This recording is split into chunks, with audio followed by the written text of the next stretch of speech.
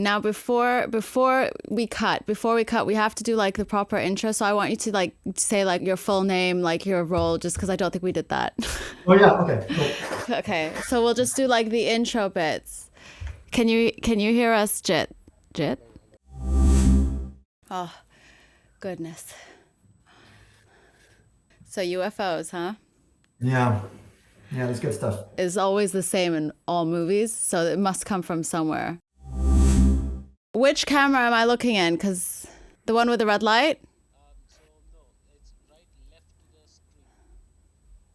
That one? Okay. Okay, thank you. Okay. Gosh. Oh.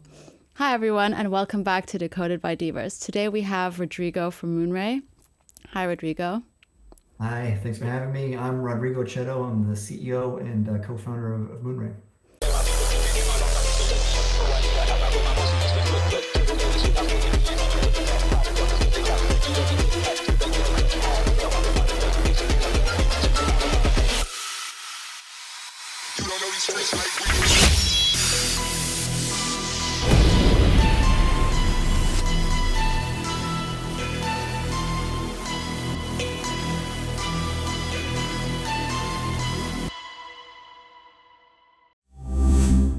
Can you maybe start us off with telling us a little bit about yourself and your background? I live in Texas now. This is a company that I started a little over 5 years ago, almost 6 years now. My background's in tech, and I was in Silicon Valley for a while, helping startups. And then I left the tech industry for many years. My family had a business. I went and worked with the family business, and I always wanted to get back into something technical, which is what I like. So I started a small project around 6 years ago. I noticed what was happening with game engines. They were getting really, really powerful, and you could do really, really cool things with game engines, and Unreal Engine in particular. So I just started playing around with it, teaching myself how it works, and making little prototypes. And after a while, I decided that I was ready to make a game, and I assembled like a very small team, raised a little bit of money, and we started working on our first prototype. That was the first version of Moonray, with the idea of making something that was new and a little bit unique. I always liked third-person action games, and we thought, let's make something that's third-person action, but that looks really, really cool. That's very, very different, like a new kind of sci-fi. Just because I just got very bored with the usual sci-fi, which is always near future, post-apocalyptic kind of stuff. Everything looks like Blade Runner. Everyone's doing the same thing over and over and over, and I've seen that a million times, and it's cool. But when someone does it well 3 times, 4 times, we don't need the 5th time or the 6th time or the 7th time. It's like enough's enough. And the same thing with medieval games. They're great, but I'm just tired of dark medieval games. Plenty of those. And only that, if you do that, you're competing against the very biggest studios in the world, and they have enormous budgets. So if you're going to make a medieval game, you're not going to look good compared to the latest Dark Souls or whatever. So we thought, let's do something that's visually very, very new. But with that third-person action kind of gameplay. And initially, we were thinking of, we started as a single-player game. We thought, let's make a cool campaign, which is actually a really bad idea because single-player games require a lot of money because you basically need to make tons and tons of content. But it was easier to start with that. So that was 6 years ago. Started raising money, and then in 2021, when we really saw what was happening with NFTs, it just became very, very clear to us that the blockchain was going to change the way that you could monetize a game, and the way that you could, the business model of games were going to change dramatically with blockchain. So we pivoted to blockchain, and we've been doing that ever since. You make a very good point about the NFT side of things, but when it comes to gaming and NFTs, sometimes I feel like it is quite contradictory, just because obviously there's so much stigma around NFTs with gamers. How do you feel like, with what you guys have created, how do you feel like you've overcome that obstacle? Because obviously you guys have accomplished a significant amount. I think the stigma is deserved, because the games were barely even games. Mm-hmm. It was mostly, we always called them, basically, token protocols with a game interface. That's all they were. So the games were mostly the early batch of games, and it's still happening, not as much now.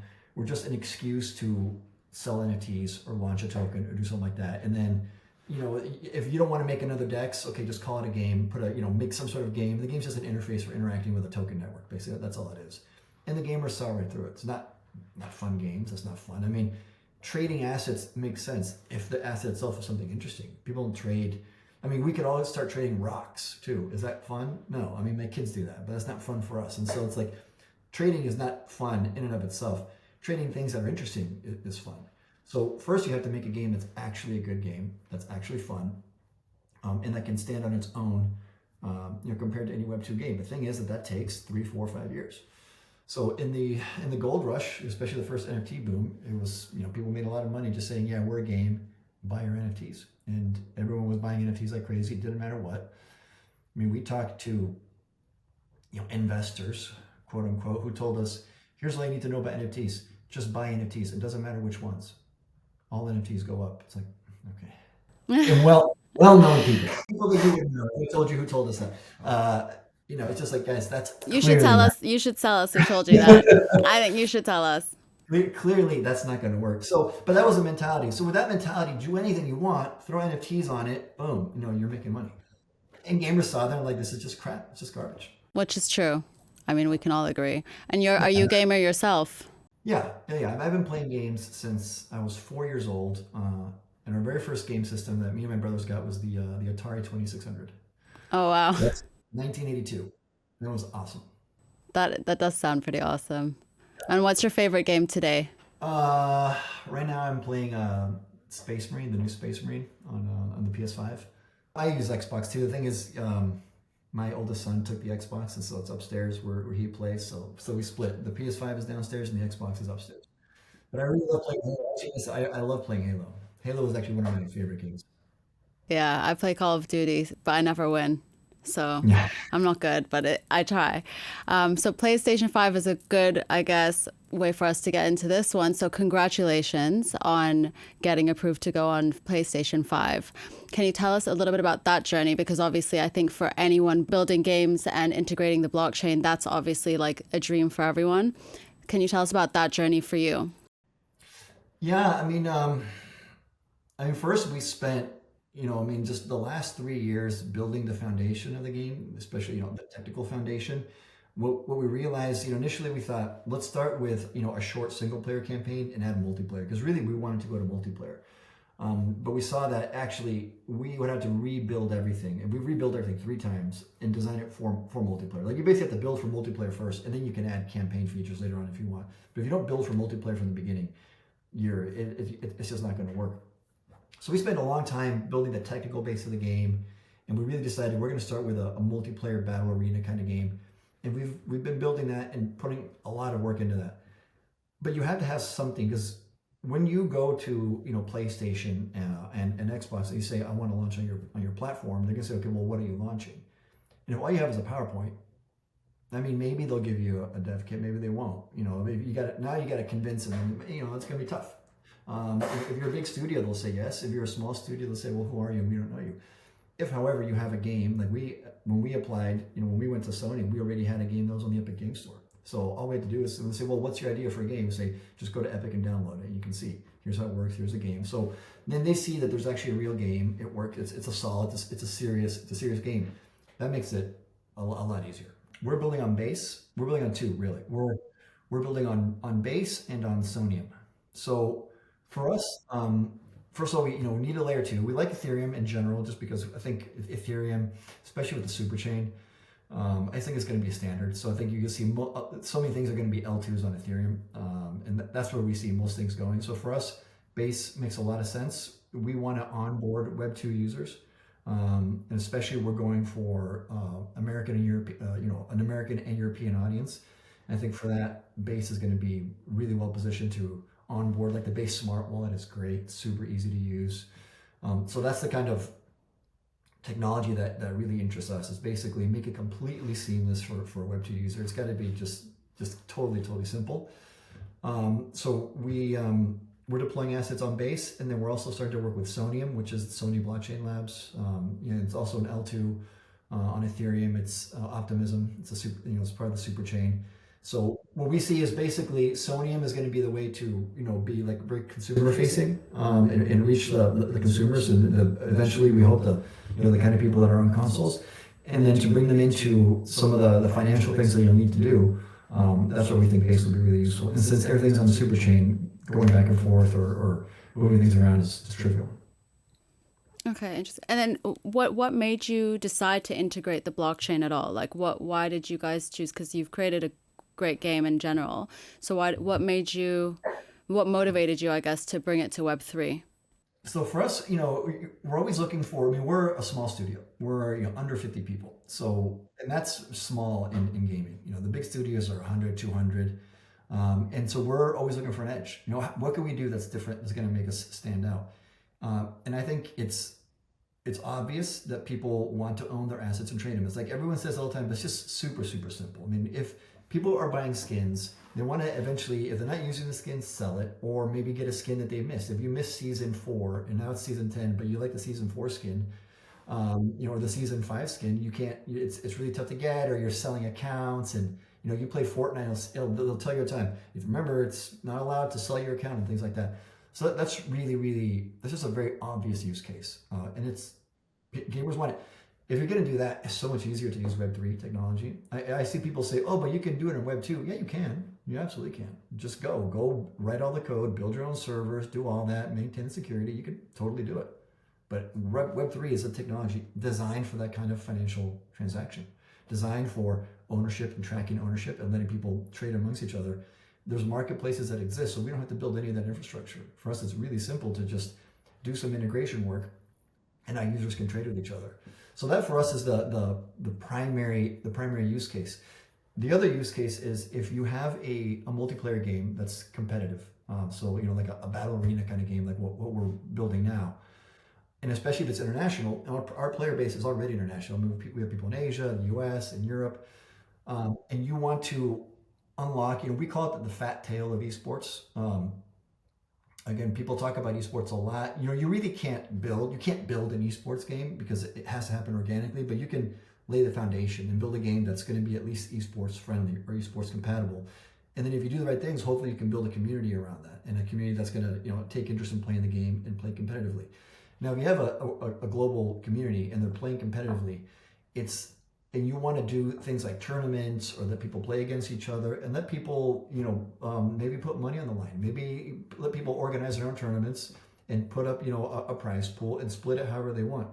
That's an ideal use case for Web3 technology. That's what Web3 is used, especially when you're crossing borders. If you want to cross borders with fiat, that's a nightmare. But with tokens, it's trivial. And then everyone has their local exchange. You want to convert to fiat, you do it at your local exchange. And if not, you just keep it as tokens. So really, if you see like the main business model of games today, of Web2 games, you look at a game like Fortnite, they have skins and they have a soft currency.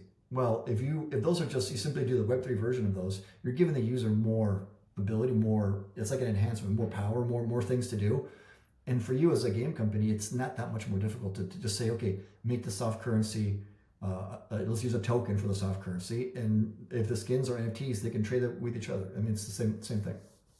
With what you guys are doing, obviously the community's feedback is quite crucial, especially within the development process. And I know you said you've been doing this for a very long time and started off as a single player game. How much has the community's input been used for you guys within the development side?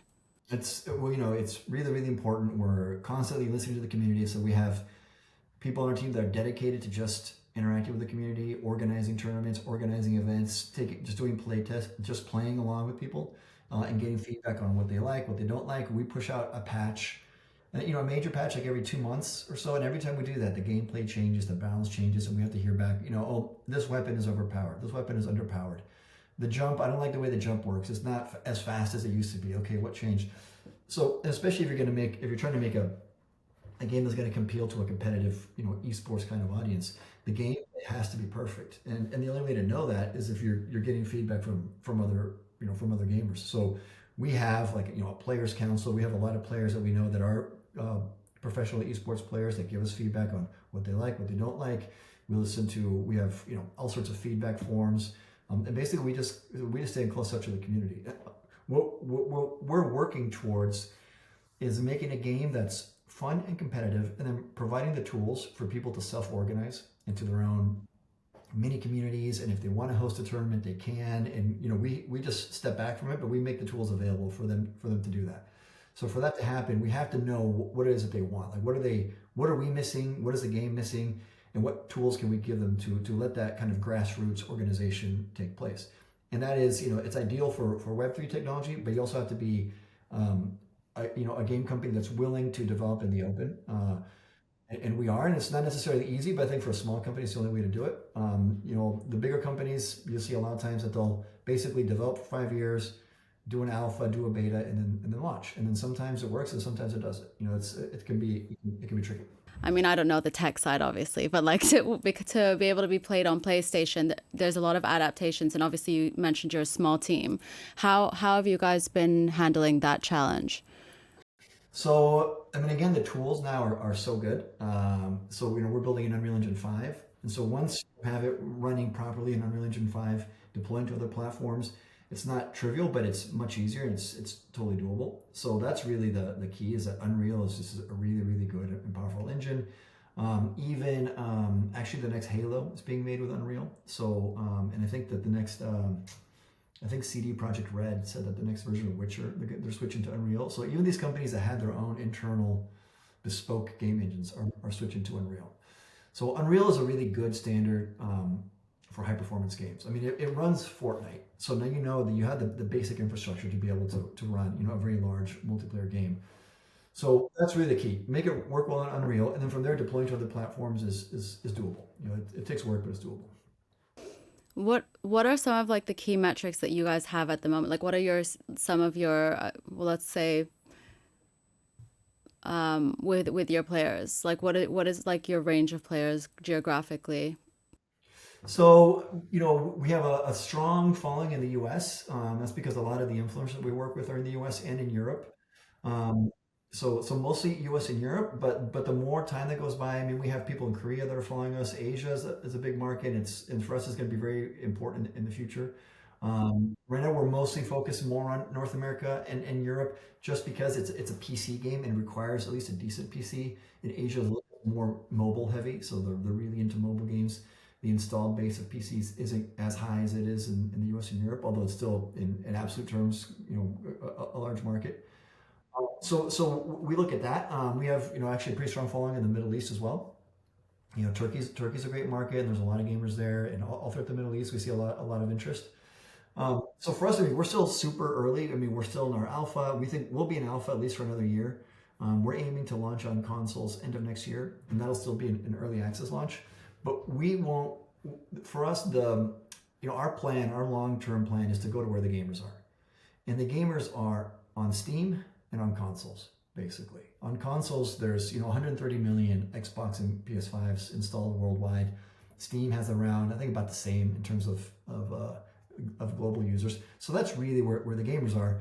But to go to those markets, you have to have the right game, and you have to have the right strategy. And those are very mature and competitive markets. You can't go too early. You can't go with a half-baked idea. You can't go with something that's buggy. So for us, we're basically still in very small stages, working very closely with a small group of players that we trust, making sure that we have all the servers working properly, that the net code is correct and can handle people playing in the US and in Europe on the same server, or Asia to US. Does that work? That takes a lot of just basically fine tuning and a lot of debugging and just real world trying it out and making sure that everything works. That's a really long process, and also you have to get the gameplay just right. Once we're comfortable that we think that we're ready for basically an early access Steam release or early access console release, that's when we go to the really big gaming communities. So that's for us next year.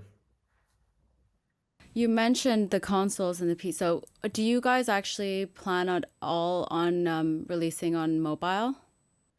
We do. So we are going to be releasing a mobile game early next year. It's in development now, but it's not a port of our PC game. Because the PC game is designed for combat and controller or mouse and keyboard. It's a multiplayer combat game. But we are building kind of like a world and a universe. So the mobile game is designed for mobile. So it's what mobile users expect, but it's in our universe. It's using the same characters, the same art style. So it's like we're kind of building an ecosystem of games around the Moonray idea, our core IP that we're developing. but designed for a mobile experience and a mobile audience. Because there are shooters, that people do on mobile, and some people play them stuff. But it's like, if you're gonna play a shooter, I mean, I mean, just some people play Fortnite on their phones. I know, it's just like, I mean, you can do it, and I guess if you're sitting around and you're bored, but I mean, come on, like, you just get a Nintendo, get a PlayStation. Right? I mean, I just got my PlayStation. I'm just, when I get back, I have to set it up and everything. So let's see. But with the mobile game, do you think you're going to still be integrating the blockchain aspects of it and everything in terms of the NFT side? Yeah, absolutely. Absolutely, and it's actually easier on mobile because most of the Web3 tools are designed for mobile. A lot easier to integrate things on mobile. And the mobile audiences are much more Web3 savvy. There's a much bigger audience in Asia, for example, and everything's happening on mobile phones. So it's a lot easier to design a Web3 mobile application than a PC or a console. See, I would have thought there would have been more challenges just because obviously with the App Store and Google Play and like just to be available, I feel like that might be, with regulations in different countries, that might be a bit of a challenge. It is. I mean, that is. I mean, the regulations are still a challenge, but from the technical side, it's a lot easier to develop. Did you find any challenges with regulations at all with PlayStation? PlayStation is very, very simple. Their stance right now is Web 2 only. They simply don't allow Web 3 technology. We think, if you just look at where things are going, we think it's only a matter of time, but that's just speculation on our part. But it is going to take a long time for someone like Sony or Microsoft to integrate Web3 technology into their services. That's a really big deal, because they have tens of millions of players online, and now you're going to let them start interacting with the blockchain and just the technical requirements and all that. That's a huge lift. However, we do think that there's ways of doing it, and there's ways of doing it that are technically quite seamless.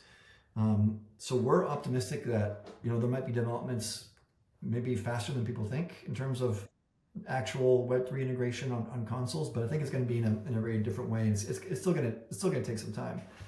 But what we're doing essentially is that you can play on PC or you can play on consoles, and there's cross-play enabled. So it's the same players playing against each other, but some players have access to some features that console players don't. So if you're a console player and then you see some of the things that PC players can do, you say, well, how do I do that? Well, that's what Web3 is for. You can download on your PC and you can play that version, and now you have access to all these other skins or this trading mechanisms. You want to trade skins and things like that. But if you're just a pure console player, you'll never even notice. You're just playing against guys on PCs, and maybe they have different skins. Tournaments are things that you're just not going to have access to. You just can't do it on the PlayStation. But if you want to join a tournament, you got to go to a PC, and then all that functionality is enabled. So from our standpoint, if you're a Web3 player, you just have a much bigger audience because now you're playing against all these console players as well. So it's a bigger user base. So it's good for the Web3 guys, and for the console guys, we're just ready. We're ready for when Microsoft and Sony finalize their plans, and sooner or later they will. Take us back to the core of the IP of Moonray. So how did you tell us about how that journey started? Because it started with comic books, and now like we've gone full-fledged. We've been talking a lot with just pure, Web 2, influencers and gamers and things like that. And initially we thought, oh, we're going to have issues because they're going to see that we have, we're a Web 3 game. We have Web 3 functionality, there's NFTs. And what we saw is that if you don't force it on them, they don't care. They don't care at all. And we have Web 2, players who work with really closely. The start is pure Web 2. We're very skeptical, and now have basically gone full degen. Like once they see what you can do, like they love it. But the key is you can't force them. The mistake that a lot of games have made in the past, and the technology is still like a little bit immature. If you say you have to own an NFT to play the game, you're out. That's it. No one wants to touch it. You have to connect your wallet. But if it's just like a regular game and they play just like a regular game, and then, oh, there's some extra features, what do you have to do for that? Oh, you have to connect your wallet. I don't want to bother with that. Well, then don't do it. It just plays like a regular game.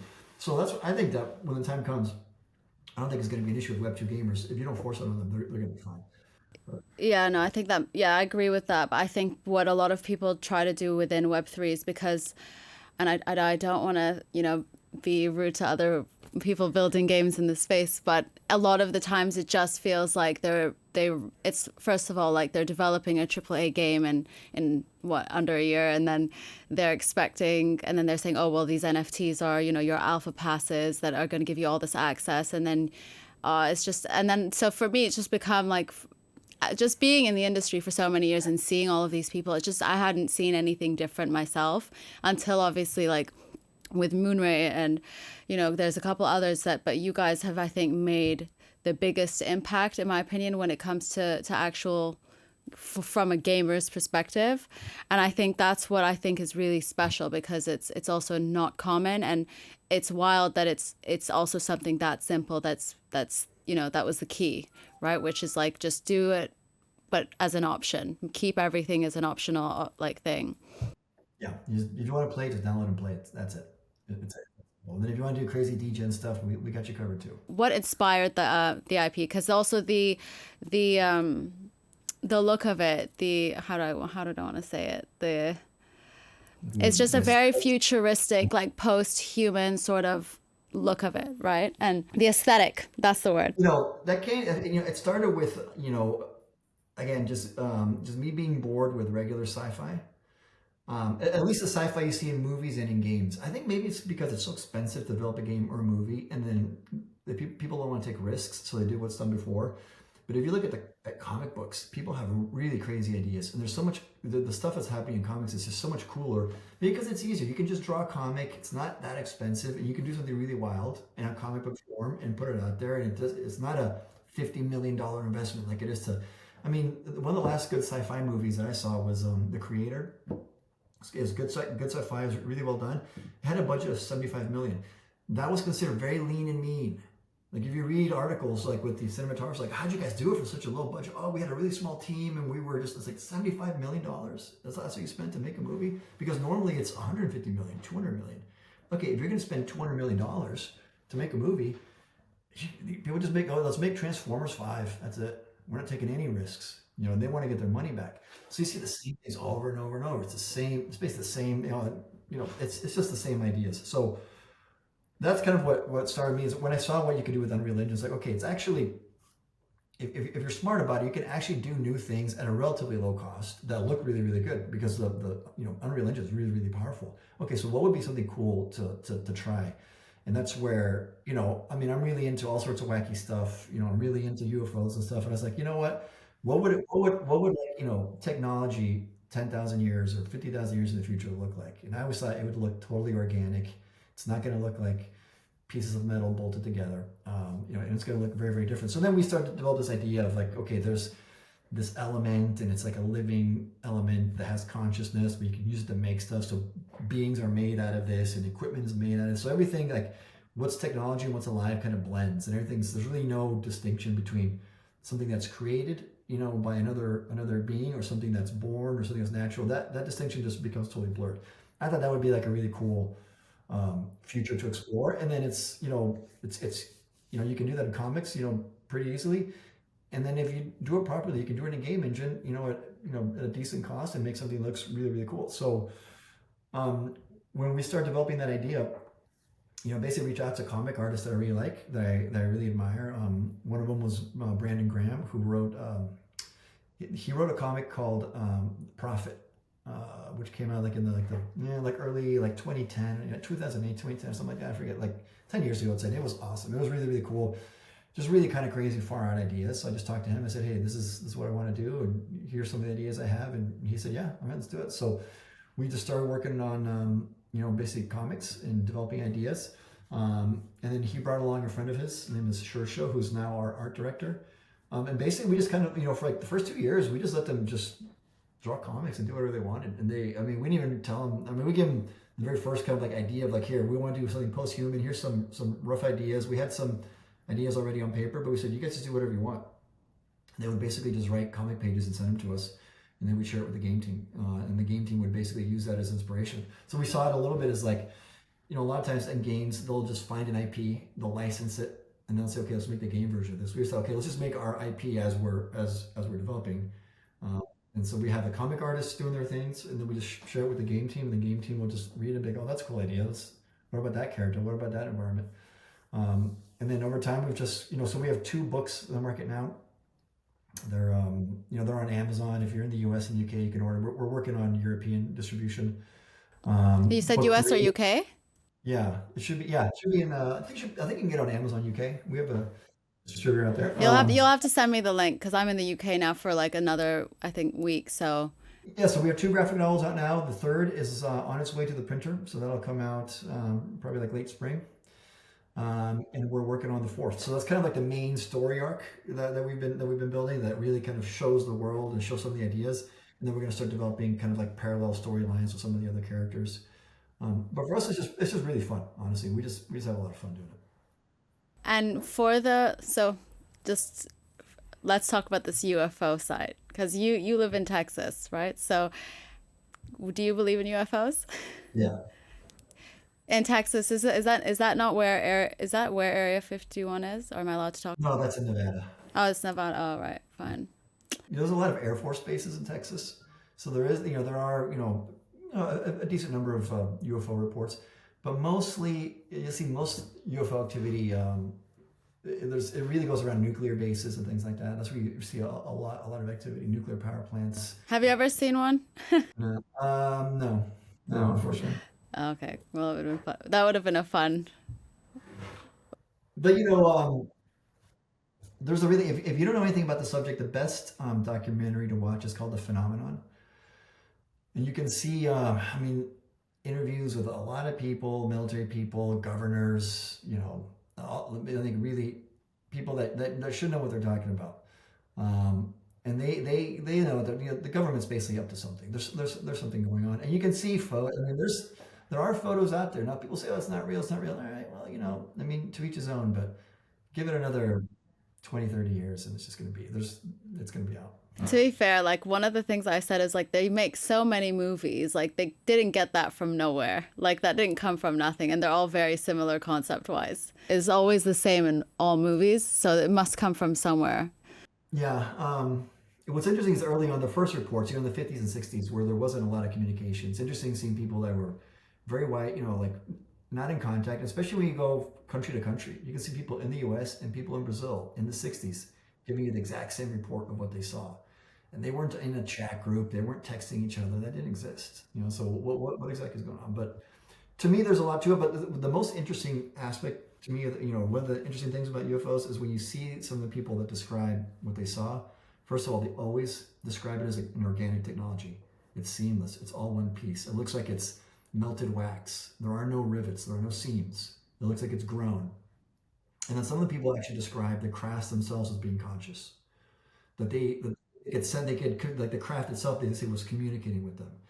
And there's a lot of people that think that the way that the craft are piloted is, that the pilots it's a consciousness connection. That's how they're not using a joystick. They're not pushing buttons and flying around with goggles on. Mind meld between the pilots. It's like, okay, that's technology. That's real technology. It's like, that's what that's, to me, it's like, that's what I kind of want to explore in a comic. And it's not, look at how cool my, I've got like really big engines and stuff like that. No, you wouldn't be doing any of that. You'd be like communicating with the craft and flying around doing crazy stuff. Where do you see Moonray going? So like obviously so I'm assuming obviously the comic books will be going on simultaneously along with the developments because it's going to just be like an entire, I guess, like its own universe, like Marvel. Is that kind of what your goal is, or can you tell us a little bit about what let's say your dream for Moonray?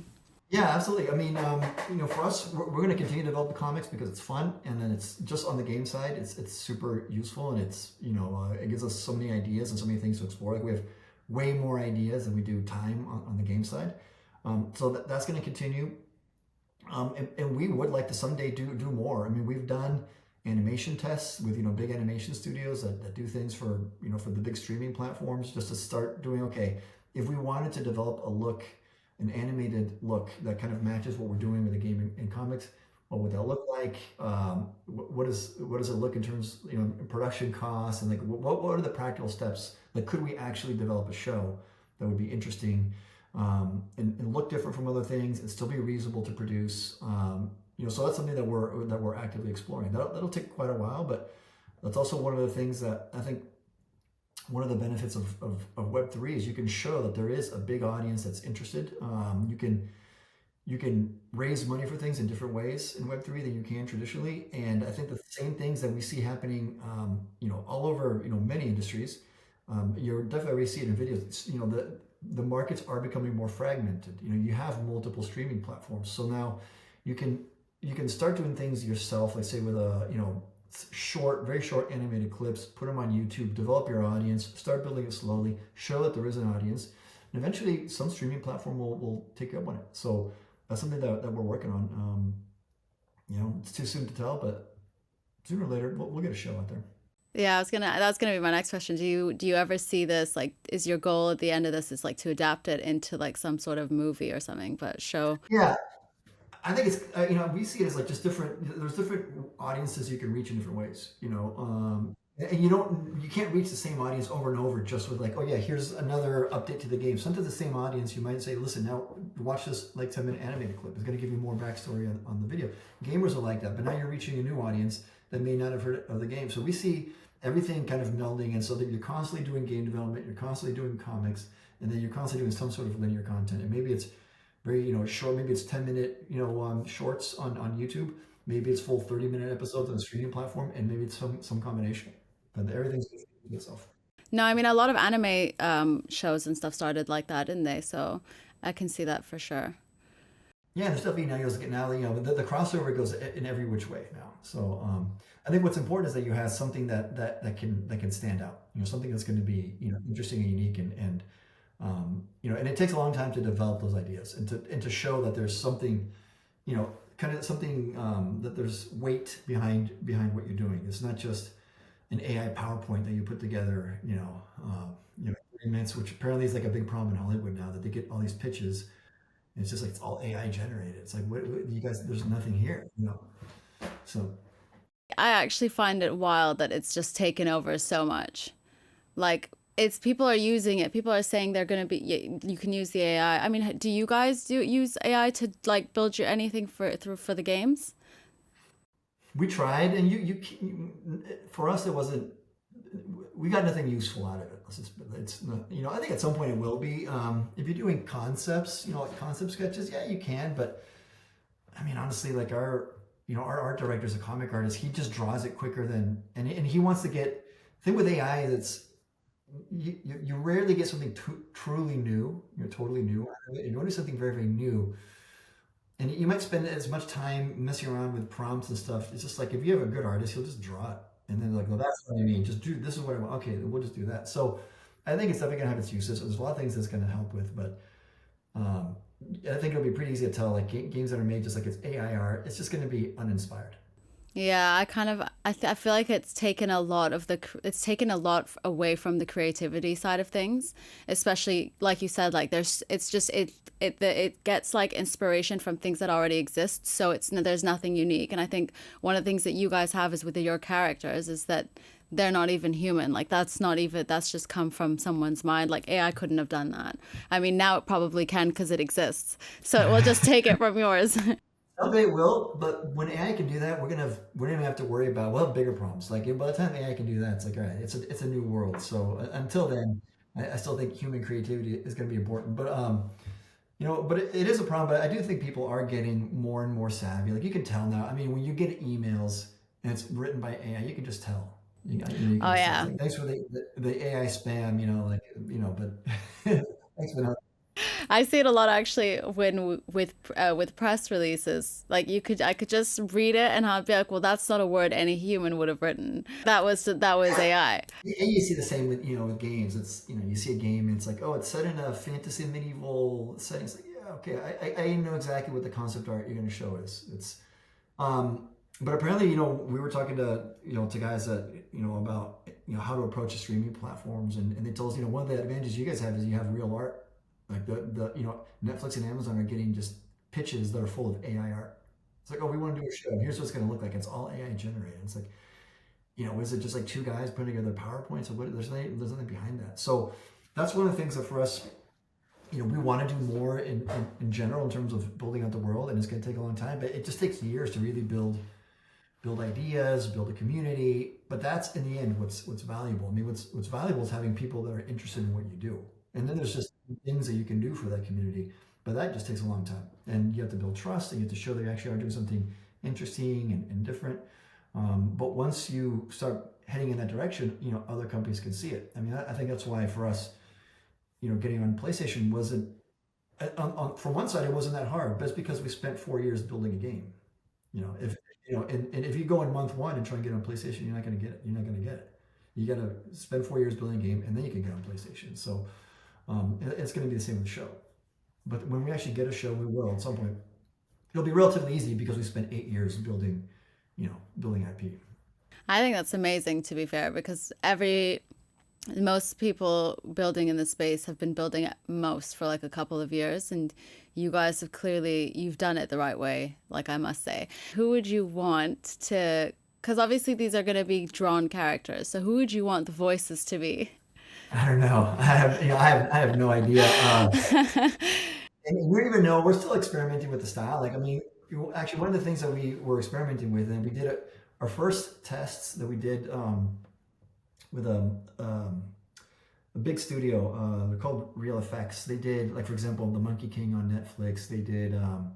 They just did. I think the new. Actually, I don't know if it's released. No, I think it is. I think the new SpongeBob movie that's coming out. Like, they did that. So they do that traditional sort of 3D rendering, and it looks fantastic. And they do hand drawn stuff as well. But we did a series of tests with them using Unreal Engine because Unreal is really good with animation now, and you can basically. In fact, they did the first Netflix show that was made entirely in Unreal. It was called Super Giant Robot Brothers, like 2 years ago. It's like a kids animated show. It's all made in Unreal. Oh, really? It was really good.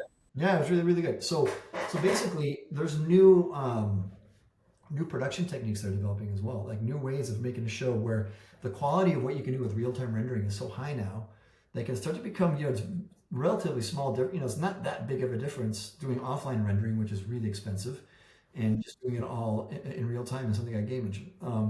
And especially if you are building a game and you can start to leverage the same assets, there's a lot of there's a lot of work that you've already done that you can take advantage of when making a show. So that's kind of what we're exploring is what would it look like to make a really cool show 2 years from now, given that you have a big game that you made in Unreal. Well, it's just you can make a show in Unreal. That's pretty amazing, actually. I didn't know that. Okay. I mean, I have no more questions. I think we went pretty all over, so that's pretty good. But is there anything else that maybe that we haven't covered that you think would be really important for your audience to know? We don't think of the market in terms of Web 2 gamers and Web 3 gamers. And a lot of people still segment the market like that. We say that there's gamers. There's gamers and there's traders. But gamers are gamers, and then for gamers you have to give them a game. And traders have a different set of things that they want. And we see those as two separate markets, and we aim to serve both. But we think that the distinction between is this a Web 3 game or a Web 2 game, that's going to disappear. And it's going to sound as ridiculous in 5 years as saying now, is this an internet game? What do you mean? Like every game, of course you have to log in. It's like every game has some online component. But 10 years ago, that was a big thing. Like, is this an internet game or a regular game? But that's going to disappear because I think all games are going to have some Web3 element embedded. But that is going to take time, and to do that, you've got to just focus on developing, a game that's fun. And that's our main focus. So anyone that's interested, download the game on the Epic Game Store, and jump into our Discord and tell us what you think. Amazing. Well, thank you very much, Rodrigo. Awesome. Appreciate it. Glad to be here.